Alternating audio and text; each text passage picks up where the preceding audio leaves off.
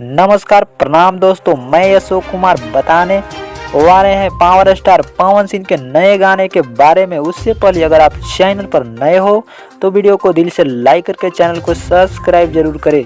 बिना समय लेते हुए वीडियो को स्टार्ट करते हैं। पावर स्टार पवन सिंह का बहुत ही ब्लास्ट और शानदार गाना आने वाला है।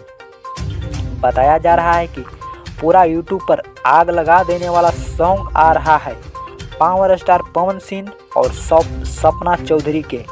जी हाँ मेरे दोस्तों, पावर स्टार पवन सिंह है और सपना चौधरी के साथ में सॉन्ग आ रहा है। बहुत ही ब्लास्ट सॉन्ग बताया जा रहा है। गाने का नाम है लहंगा लहक जाई। जी हाँ दोस्तों, लहंगा लहक जाई। ये गाना किसने लिखा है वो तो अभी नहीं बताया गया है।